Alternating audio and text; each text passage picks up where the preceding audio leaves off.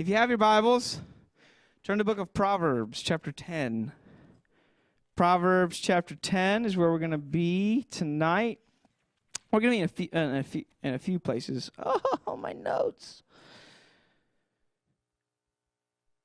So, cool. All right, so tonight is an interesting kind of night, right? So, like I said earlier, this is, I know it's not the school year anymore, but it's like, in my mind, it's kind of like, okay, like, you have, like, a group from when everyone moves up, and then you have that group for a whole year until the next group moves up. You know what I'm trying to say? So, like, you know, tonight is like our last encounter with this group. You know, this is our last encounter with this group. It's tonight. It's a different kind of night, right? We stand really on the brink of a new school year. All right, we stand on the brink of a new school year, or maybe some of you are already in that school year. Many of you are, if you're moving into ninth grade, you're changing schools, right? You're moving up into high school. How many of you are moving into high school this year? Okay. I know for a fact it's more than like 4 of you, but that's okay. I'm not going to make a big deal out of it, right? Those of you who are moving up into high school, that's a big change, right? And there's some of you who are seniors. If you're seniors and you're still with us to this point, first of all, kudos to you. But if you're a senior and you're moving into college, you're moving in, or not just college, but that post-high school season of life, you're moving into a chapter of life that for me, I would say is probably one of the most difficult, kind of that after high school, before marriage chapter of life is one of the most difficult, at least for me it was. And it's not because of like outward challenge. It's more of just like, man, the inward struggles for me were really, really difficult, right? Then next week, right, we're going to have a group that is moving up into 6th grade. And they're moving into a new season of life. Their parents are moving into new seasons of life. You know, it's all these crazy things. And perhaps maybe you're in the room and you're walking through life changes that are more like unique to you, right? Maybe this is your first school year as a Christian. Maybe this is like, maybe you're moving to a different school. Maybe this is like, hey, like the first time you're going to school since since there's been struggles in your home, right? Like, whatever it may be. A lot of us, we experience these different challenges, these different changes in our lives. Maybe you're changing schools, whatever. And as we transition into a new semester, this is, the last time that I will get to speak to this group, right? Now, I'm not leaving, all right? But what I mean by that is this. And I know most of you will still be here, but it's this idea that, like, next week, there's going to be a new group of students that are joining, and there's going to be a group of students that are leaving. So really, like, and for me, really every sermon, like, is a unique moment because I don't get that moment with that group, right? And this is the last time I'll get to share with just this group. And I kind of ask myself, man, like, what do you share? What do you want? What do I talk to you about as you're kind of standing on the brink of this new chapter in your life, as you're about to move into a new grade, or as you're kind of transitioning out of an older chapter? Like, what is it that I would want to share with you? And tonight is going to be it's not going to be like what we typically do. I wanted to share something tonight that's very, very, very practical.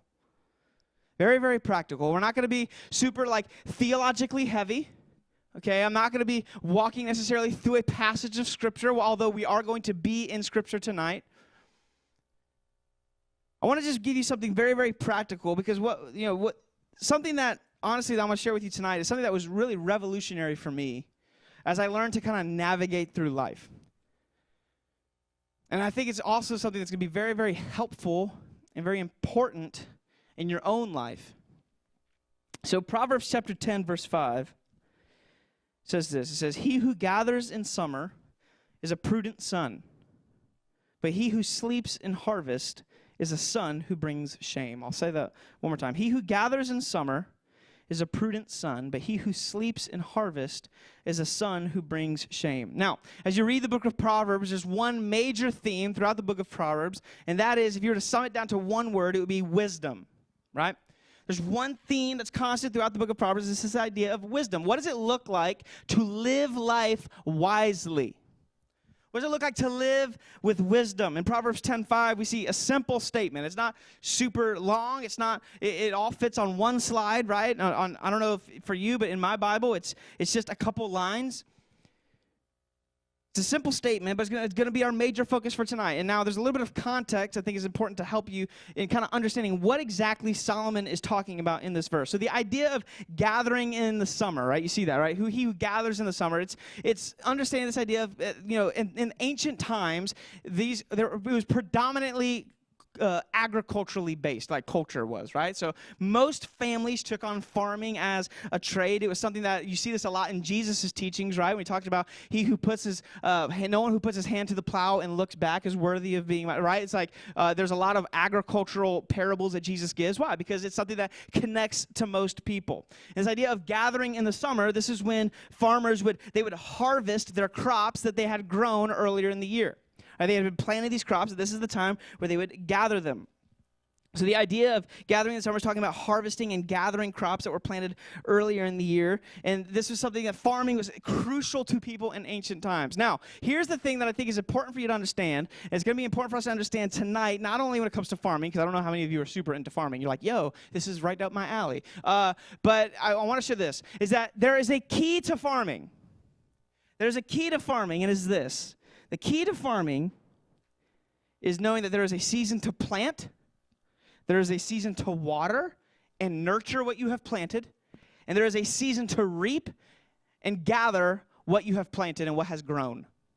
You with me? And ultimately, it's understanding this, is that understanding seasons as a farmer is vitally important. And what Solomon is talking about here is he's talking about this, is that he who gathers in the summer, he who gathers when it's time to gather, he who takes advantage of the opportunities that are in front of him when it's time to take advantage of them is a wise person. But the person who wastes opportunities is foolish. The person who wastes opportunities is foolish. See, a good farmer isn't the one who has special seeds. A good farmer is the one that knows how to navigate seasons properly. And some of you are like, where are we going with this? Here's the thing that I want you to understand. Is that living wisely is not because you have some special talent that other people do not have. Or it's not that you have to watch other people who have special talents that you don't have. It's about how do you navigate different seasons in life. Going back to what I said previously, right? Everyone in this room is in the midst of change, whether it is a small change or it is a big change, whatever your situation is, it's important for you to understand something, that life comes and goes in the form of seasons. Life comes and goes in the form of seasons. We live in the state of Florida, right? So what are your typical seasons? What? Summer, fall, winter, spring, summer? Yeah, all right. So in Florida, it's essentially summer, and you have like a few days of winter, and then you have like maybe a month of spring, but then it's mostly summer. But in Florida, there's also different seasons. There's a season we're about to enter, which is football season, right? Football season. Also, we're in hurricane season, right? Hurricane season. But here's the thing, right? Just like there's these different seasons, they start and they stop, right? We have to understand that life is very, very similar. Some seasons are short. When it comes to your life, some seasons are short, some seasons are very long. However, every season you walk through in life will present you with the same question. What will you do with this season? Again, tonight it's super practical. We're not going to get crazy deep theologically, all right? But what I want you to understand is this, is you are on the brink of a new season. Whatever that season may be, if it's a simple change, like moving from 7th grade to 8th grade, or whatever it may be, maybe for some of you it's bigger, moving from middle school to high school, or moving from high school into college or young adult life. But what will you do with the season that is handed to you? This time that you're either currently in or you're about to walk into, what will you do with it? I think one of the greatest mistakes that people make in their entire lives is they don't recognize the seasons of life that they're in until they're much, much older.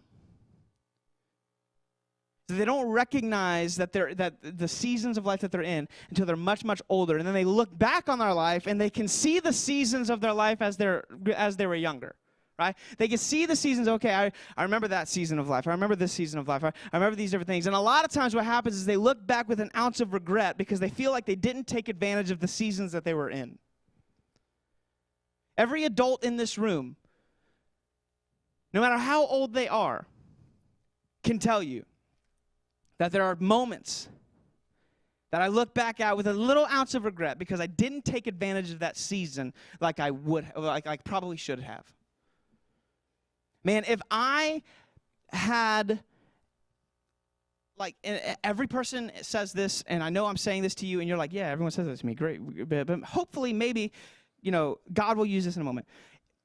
Man, if I had the focus on God that I have now when I was in middle school or high school, I can only imagine what I could have done for the kingdom of God. But I'm so distracted with things that don't matter. If you were here for staycation, I shared a quote with you from a missionary named William Carey, where he says, my biggest fear in life is not failure. My biggest fear is succeeding at things that do not matter. I want you to know I don't want that for you. I don't want that for you. I don't want you to be like the unwise person in Proverbs who sleeps in the season of harvesting. I don't want you to be the person that misses opportunities for incredible growth. I want you to maximize the season of life that God has placed you in. I want you to maximize this season that you are currently in and the one that you're about to walk into. So we have a simple question tonight. How do I maximize my current season? How do I maximize my current season? It's interesting. It's just a one-point sermon tonight. And I'm just gonna make this clear right off the bat. We're not gonna do a closing song tonight. Not because I'm about to spend like a whole hour, but it's because I think it's very important that we don't rush this topic. But also I think it's very important that you have time in your groups to kind of talk about it. There's a few things that I think are important for us to recognize that are universal across every season of life that you're in.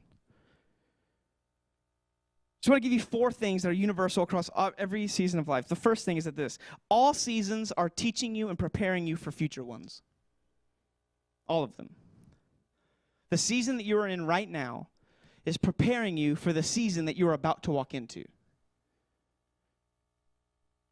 And I don't want you to get this idea that, okay, right now I'm in a season of learning, as if there's going to come a day when you're not. Okay? Now, there are seasons where it is predominantly learning, where you're learning more than you feel like you're doing. But I don't want you to confuse and mix up the idea that, okay, like I'm not. Okay, man, I'm in a season of learning right now, but one day I'll get it to where I got it figured out. If you think that you're going to ever reach a point where you're not learning, there's a problem. Second thing is this, is that all seasons are temporary. All seasons are temporary. There is not a single season, and I think this is important for you to understand that right now, maybe you're walking through a season that just feels like, and I don't mean this in a crude way, but it just literally feels like you're walking through hell. You know what I'm saying? Please hear me when I say this. Every season is temporary. Every season is temporary. Don't make foolish decisions over temporary seasons. You with me? Third thing about all seasons have in common is that seasons are not always determined by age. Some seasons are, right? When you turn 13, you're now a teenager. When you turn, 25, now you can rent a car. But I want you to understand something, that not all seasons are determined by your age. And I'm going to get to this in a second, but don't look at yourself at 16 and then look at someone else's 16 and think that you're both in the same season. You're probably not. You're probably not. And the fourth thing, all seasons are made up of smaller ones. Your life is a grand total of a multitude of moments. Now, that may sound super weird, but I want you to understand that is super profound, okay? And not because it's not original to me, so don't think that I'm like, yo, I'm so smart. No, that's not what I'm saying. Your life is a grand total of moments. See, I love football. Now, how many quarters are there in a game of football? 4. There's 4 quarters. There's 4 quarters in a game of football. Now, you can kind of take those quarters and you can, well, I guess you could say that, well, there's 2 halves. And you can break those halves into quarters. And you can take those quarters and you can break them up into individual drives where this team has the ball and you can break up into drives. You can take those drives and you can break them up into plays. Right? Then you can take those plays and you can break them up into what each individual person is doing in those plays. And here's what I want you to understand is that the grand total of how a team does in a game after those 4 quarters is made up of a multitude of single individuals doing their jobs on individual plays. You with me? Is that one person missing their assignment on one play can change the entire outcome of an entire game. Take seriously the fact that the seasons of life that you are in, that there are moments within that season that are crucially important. A life that is well lived for the purpose of the gospel is a series of well-lived seasons. And a season well spent is made up of moments that are well spent. So when I ask this question of how do I recognize my current season, or how do I maximize my current season, I'm going to give you 5 ways that we maximize our current season. 5 ways. The first one is this: recognize the current season that you're in. Recognize the current season that you're in. Going back to the verse in Proverbs, you cannot harvest if you don't recognize that it's the season for harvesting. Right? If you don't know that it's time to harvest, then you're not going to be able to take advantage of that harvesting season. Likewise, every season of your life has a purpose. Even the ones that you don't like have a purpose. Romans 8:28, and we know that for those who love God, all things work together for good, for those who are called according to his purpose. You have to believe this. Right? My goal tonight, I want you to, I just want to be real with you, right? You have to, do you believe everything in your life, God is working for your good? Genesis 50:20, Joseph, after he was sold into slavery by his brothers end up coming to Egypt because they need food because there's famine in the land of Canaan where they were living, and they come to Joseph and they realize, oh, Joseph is second in command over all of Egypt. It's just like this crazy thing that God did, and they're scared to death, and they beg Joseph to forgive them, and Joseph ultimately forgives his brothers, and one thing that he says to them, he goes, what you meant for evil, God used for good. You have to believe that everything in your life, every season that you're walking through has a purpose. Maybe you're in a season right now that is just difficult. Please know that it's not by accident, that it is for a purpose. It is for a purpose. Every season that God brings you into and through, he does so for a specific reason. And next week, we're going to start a series in the book of 1 Samuel. We're going to be in 1 and 2 Samuel for the most of the first part of the school year. And eventually you're gonna get through that, you're gonna get to a guy named David. Hopefully, if you've been in church for a decent amount of time, you've heard of King David before. You're going to see and we're also going to see that there's a king named Saul. And eventually you're going to see that Saul is going to make a series of poor decisions, and God is going to reject Saul as king, and God is going to go about instituting a different king. He's going to go about anointing a new king over Israel, one that he has chosen, and we know that ultimately that's going to be King David. Now, David is anointed by the prophet Samuel to be the next king over Israel when he's a child. Scholars say that he's anywhere between 10 to 15 years old. Anywhere from 10 to 15 years old, most likely probably around 12 or 13. 1 Samuel 16, David is anointed to be the next king over Israel while he's still a child. Mind you, Saul was still the king when David was anointed to be the next king. David knows that he has been anointed to be the next king of Israel, but he is still a child, and there is still a king in place. So what does David do? What does David do? He's in this weird season, right? Okay, well, I'm supposed to be king, but there's a king in place, and I don't want to take the king's spot because I feel like, because obviously, like I don't want to overthrow the king. That's not right. That's not what I'm supposed to do. So what does David do? He goes back to being the shepherd of his father's sheep. He goes back to doing what God had called him to do. He went back to doing what God had called, what the season that God had him in, knowing that he was going to be king.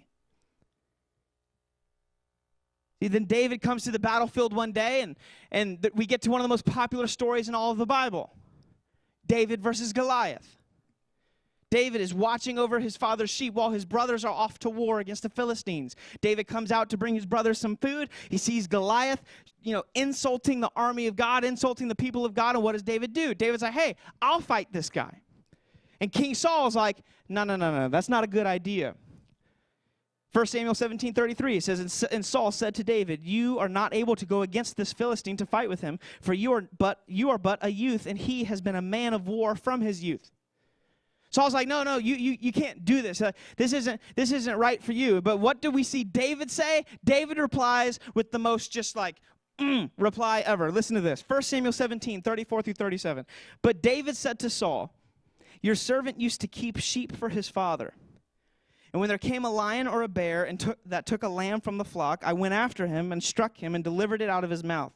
And if he arose against me, I caught him by his beard and struck him and killed him. Your servant has struck down both lions and bears, and this uncircumcised Philistine shall be like one of them, for he has defied the armies of the living God. And David said, the Lord who delivered me from the paw of the lion and from the paw of the bear will deliver me from the hand of this Philistine. And Saul said to David, go, and the Lord be with you. Now, when David was tending sheep, he probably never thought that the lessons he was learning while tending sheep, he would use to slay Goliath. Probably never thought, all these times that I'm killing these lions and these bears, it's going to come in handy when I face Goliath one day. Never once did he think that, for certain. Please understand that. Please understand what I'm trying to teach you, right? Because David was ready to fight Goliath because he leaned into the current season he was in rather than looking forward to the season that he wanted to be in. If he had simply bypassed this current, all right, well, I know I'm going to be king one day, so this shepherding business ain't for me. What would have happened when he came face to face with Goliath? He would have been destroyed, wouldn't he? But he leaned into the moment he was in. He leaned into the moment that he was in. And this is something that you need to know. In order to maximize your future, you need to be fully present during your now. If you want to maximize your future, be fully present now. Be fully present now. If God has brought you to a season, he's brought you there for a reason. Learn to identify what season you're in and what season you're not in. David understood that he was going to be king, but he understood that he wasn't king yet. I'm going to be king, but I'm not king now. In fact, David wouldn't officially become king of Israel until he was 30 years old. Think about this. 15 to 20 years of being in a season of preparation. Being in a season of preparation. But when you understand the season that you're currently in, it allows you to be patient during it. See, Kayla and I, for those of you who don't know, Kayla is my wife, and every year we don't do like New Year's resolutions, not because we have some reason against them, but it's just kind of like, look, if I got something in my life I want to fix, I'm not going to wait till January 1st to do it, But one thing that we try to do every year around New Year's is we try to share with each other. We do this. All right, what season do you feel like God has you in right now? And what season do you feel like God is leading you into next? We've done this ever since we were dating. And I want to tell you that, like, man, when you start to understand, okay, I'll be able to, like, I feel like this is where God has me. This is the season that God has me in. And this is what God's teaching me. And I feel like this is probably where God's leading me to be. It allows you to be patient with where you currently are. See, not recognizing your current season will make you impatient. It will lead you to make rash and poor decisions. Go back to Proverbs, right? Go back to that verse in Proverbs 10:5. If you try and harvest in the winter when everything is dead, you'll grow increasingly frustrated, right? But when you understand it's winter, then you understand, you know what? I shouldn't be expecting to harvest right now. See, a lot of the frustrations that you experience in life is because you're expecting to harvest in winter. You feel what I'm trying to say? You smelling what I'm stepping in, right? Learn the season you're in and lean into it. Don't be frustrated. Be patient. Relax. Breathe. I'll never forget, I was in Israel. And we were driving through the Judean desert. And it's honestly breathtaking. And I know some of you who may be going to Israel next year, you'll see it. And while we were on the bus, we had a tour guide. His name was Andre. And one thing that he said, it blew me away. As we're driving through, he was like naming all of these people who spent significant time in the desert. He mentioned Ezekiel and Jeremiah and Moses and the people of Israel and Jesus and Paul and just going and David and just going down the list. And one thing that he said, I'll never forget, he goes, the desert is God's seminary. The desert is where God prepares people that he plans to use. And I want you to know, it's never fun to walk through a desert. The one way that I remember how to spell dessert versus desert, someone told me this like last year. I think it might have been Fadinka, I don't know. But desert has one S and dessert has two because everyone wants more dessert and no one wants more deserts. That's how I remember it, right? Why? Because deserts aren't fun. But I want you to understand something, is that David couldn't sit on the throne if he hadn't walked through the desert. Now, the second key to maximizing your current season is closely linked to the first one. It's this. Remember the lessons of previous seasons. Remember the lessons that God taught you in previous seasons. 2 Corinthians 4:17. So we do not lose heart. Though our outer self is wasting away, our inner self is being renewed day by day. For this light, momentary affliction is preparing for us an eternal weight of glory beyond all comparison, as we look not to the things that are seen, but to the things that are unseen. For the things that are seen are transient, but the things that are unseen are eternal. Remember what God is teaching you now is for a purpose. And this is why I think one of the most important questions that you can ask yourself and you can ask others is, what is God teaching you right now? And I think, a lot of times when I ask people this question, I usually get like deer in the headlights looks. And, it's okay, but like, I want you to think about that. What is God teaching you right now? Remember what God is teaching you. God is teaching you something for a purpose. But when God brings you out of a season into a new season, never just leave that season in the dust and never look back at it. You with me? Never just act like, okay, this season's over and now I don't have to worry about it. Always remember the lessons that God has taught you. As you read the Old Testament, you'll see God address the people of Israel very commonly in this one way. He says, what? I am the Lord your God who brought you out of Egypt. And he goes through and he lists off the things that he has done for them. Why? Because he understands something that we need to understand, is that we constantly have to be reminded of the lessons that God has taught us. If the people of Israel would just have remembered that God is the one who brought them out of Egypt, and they wouldn't have depended on all of these other issues, there wouldn't have been a King Saul. They wouldn't have needed a King Saul. In fact, we're going to talk about this in a few weeks. They ask for a king because they say they want someone to fight their battles, like God hasn't been doing that for them.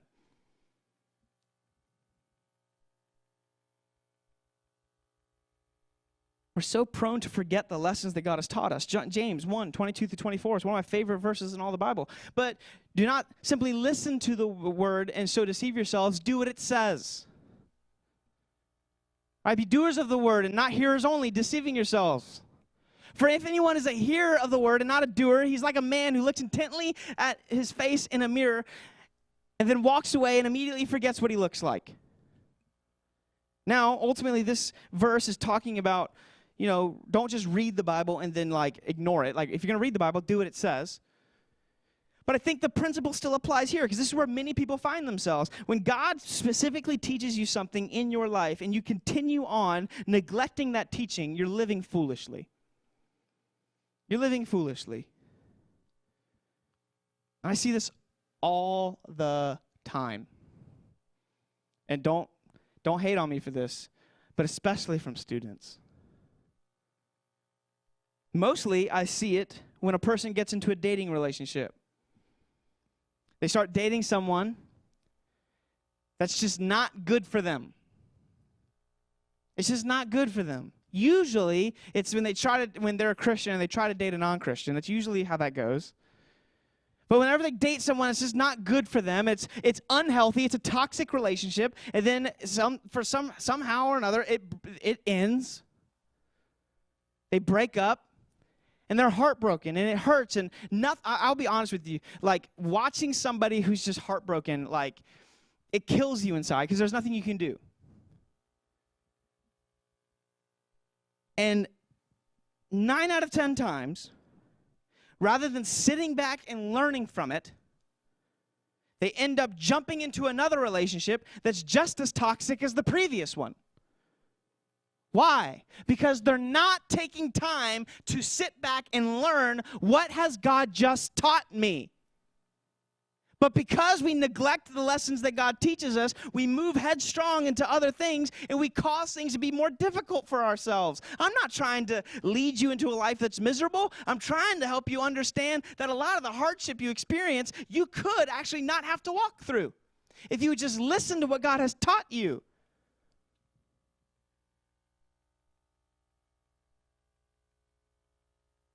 But here's the thing. This forces us to do something that a lot of us don't like to do. It forces us to slow down and reflect.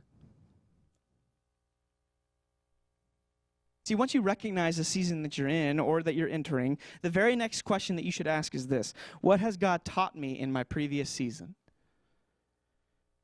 Those of you who are moving into 9th grade, what has God taught you in middle school? Those of you who are going into young adult life or college, what has God taught you as a student?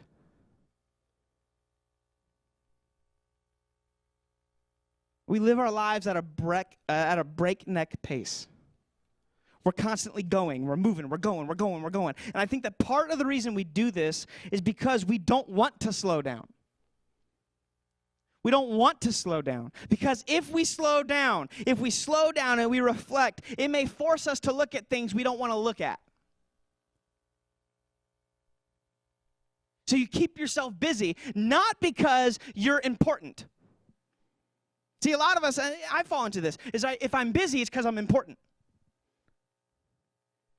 No, oftentimes you're busy because you're too afraid to slow down and reflect on the things around you. It's like when you're in a car and you're just looking out the side window and everything's screaming by you, and you can see some of the stuff, but as you start to slow down, you can start to see all the details. We don't want to see the details of our lives. So we just kind of keep rushing. We don't want to slow down, because slowing down means we actually have to be present in the moment. And oftentimes, slowing down means that you have to stop running from what you're running from. You see, many people stay busy because they don't want to face the reality of their current season. But this is where we need to preach the gospel to ourselves. Right? So we need to preach the gospel to ourselves. If I'm redeemed by the blood of Jesus, my eternity is secure in him, then I should be able to rest in the fact that he holds me. No matter what the filth of the current season I'm in looks like, I can rest in the fact that God is holding me, and it doesn't matter what people think of me now. It doesn't matter. I don't need to run from things in my life because my ultimate contentment and joy is found in him. Think about this. As a child of God, you cannot lose. You cannot lose. All you can do is learn as you grow more like Jesus. So remember the lessons of previous seasons. Third key, how do I maximize my current season? Don't go through seasons on your own. Please. I preached on this 2 weeks ago. Whenever you sit back and you look at what God is doing in your life, it can be very easy to then isolate yourself.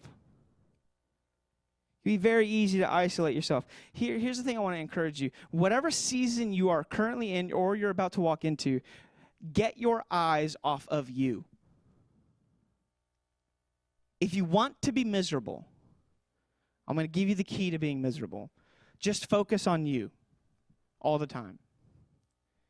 Focus on how you can get ahead. Focus on how you can be popular. Focus on how you can be liked. Focus on how you can get where you want to go in life. Focus on you.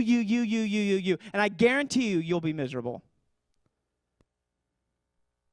Isolate yourself from everybody, especially the people that will hold you accountable. You really want to isolate yourself from them. Come to church once a month. That's a good way. And this isn't because what I'm trying to help you understand is that in my own life, now look, I haven't lived I'm 29, right? I haven't been living a ton. But I can look back on seasons of my life and I can tell you that the hardest times in my life were when I felt like I was all alone. I didn't have this. I didn't have, 100 people my age that I met with on a weekly basis. I had 2 friends. Both of them married at 18. One went off to the military. The other one just went crazy with his life. I had nobody. I felt all alone. I will tell you, it's really hard in that season. So easy to isolate yourself. The natural tendency for every person in this room is to gravitate inward. It's the same way with churches. The natural tendency of every church is to gravitate inward. So you must force yourself to be outward. One of the greatest ways to maximize this season that you're currently in or about to walk into is make it a priority to be here. Or even if this isn't your church, at church. Push yourself to invest in other people. Push yourself to invest in others around you. I believe that everyone wants to make a difference. I don't think anyone in this room wants to live a life that's meaningless. I don't believe that. I believe everyone in this room wants to make a difference with their life. Understand that God can use you to make a difference no matter what season you are in. If you're in a season where you just feel like you're going nowhere, I guarantee you God can use you. I guarantee you God can use you. If you're in a season where you feel like you're just so busy and there's just, life is just going and going and going, I guarantee you God can still use you. If you're in a season where it feels like your world is falling apart around you, I promise you God can use you.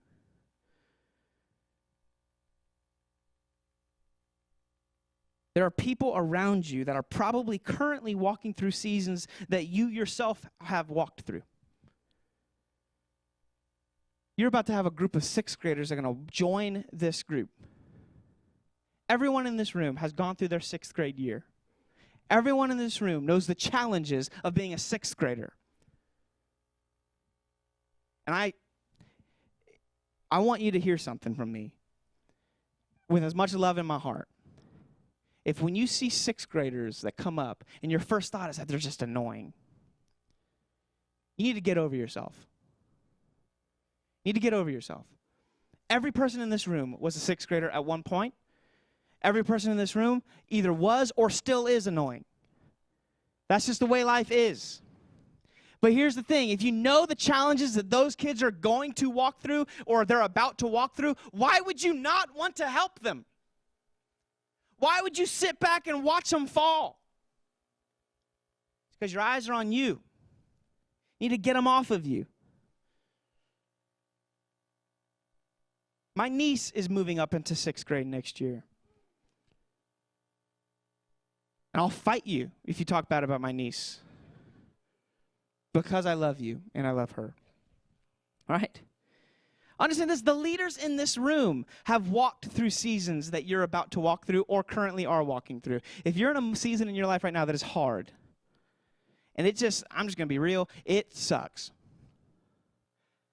Look, it may not, and maybe you're like, look, there ain't nobody who can relate to this. I guarantee you there's at least one person who can relate. Staycation this year, Josh Williams shared his testimony. I knew some of it. I knew a good amount of it, but there's a lot of it I didn't know. And I will tell you that I was shocked, honestly, at how many people I know personally that were in the room that night and in the room tonight that could connect with a part of his story. I think one of the main things that Satan tries to do is convince you that you're more alone than you think that you're more alone than you actually are. The leaders in this room have walked through the seasons that you have walked through. And while not everyone in this room may be where you has been where you are currently, I guarantee you someone in this room can relate to you. The fourth key, how do I maximize my current season? Don't compare yourself to people in different seasons than you. This is one of the biggest challenges that people face today, especially with social media. Look, I have social media. I have Instagram. You know what? And guess what? I fall prey to this sometimes too. First of all, you should never seek to compare yourself to anybody in general. Right? Comparison kills contentment. That's a good, thing to remind yourself. Comparison kills contentment. But I will tell you this, it is especially damaging to compare yourself to people who are in different seasons than you because it makes no sense. And the number one way that you see this oftentimes is that when people get married, that first year of marriage is it's all aboard the struggle bus, okay? Now you love each other, but you're not making money, right? I mean, when me and Kayla got married, I was struggling, okay? I wasn't making a ton of money. She was working all the time. I was working all the time. And we loved each other, and we were good, and it was cool. But, here's the thing. The worst thing that happens in that first year of marriage is that you look at people who've been married for 3 or 4 or 5 years, and you compare yourself to them. Oh, well, they have a house. They have kids. They have a dog. They have this. Yeah, because they've been married for 5 years. And what happens is they feel discontent in their marriage because they're not in a season that someone else is in. But look, they were there one time too, so get over it. Don't compare yourself to people who are in a different season than you. It's like this. Now, this happens to me all the time, and those of you who drive, you may be able to relate. When you're driving, and you're in a left turning lane, and it's a red light, these people also have a red light. These people who are going straight, they also have a red light. This happens to me all the time. Their light turns green. They start to move. What do? Oh, well, my light must be green too. And you start to roll, and then you look up, you see it's still red, and you have to slam on your brakes. Why? And then you're like, and then I get frustrated. Why? Because I just want to go. But here's the deal. I could go, but guess what? They're not going where I'm going. They're not going where I'm going. So why would I want to go when they go? I could go when they go, but I won't get where I'm trying to get. So here's the thing, just like you shouldn't don't compare yourself to people who are in a different lane than you, don't compare yourself to people who are in a different season than you. Because if you try to go at the pace they're going, you're going to end up somewhere that you don't want to be. The fifth key to how do you maximize your current season? Determine not to waste it. Determine not to waste your current season. The second part of that verse in Proverbs 10:5, he who gathers in summer is a prudent son, but he who sleeps in harvest is a son who brings shame. Talks about a person that sleeps during the harvest. Talks about a person who wastes their opportunity. And I want you to know, you're on the brink of a new school year. And that also means this, that you're on the brink of an opportunity. You're on the brink of an opportunity. Those of you who are moving up into your senior year, you have an opportunity to lead this student ministry. Here's the deal. A student ministry isn't because you have a great student pastor. It's because you have good students.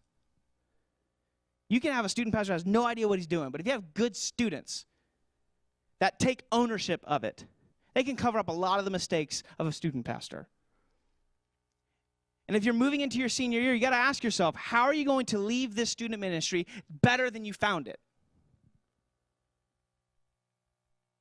How are you going to leave the student ministry better than you found it? You have an opportunity. Right now, all of you have an opportunity as you move into your school year this year, especially if you're moving into a different school, which can be hard, it can be a struggle, but think about this. You have the opportunity to meet people that you have never met before. And some of you who are introverts and you're like, nah, I ain't about it. Not over here. But man, like, think of the opportunity that's in front of you. See, I want you to know that every season will present challenges, but also every season will present opportunities. Don't waste it. Here's something I want you to see, is that you, at the season of life that you're in, there are opportunities in that season that you will not have in any other season. For instance, right now I'm married and I have a child.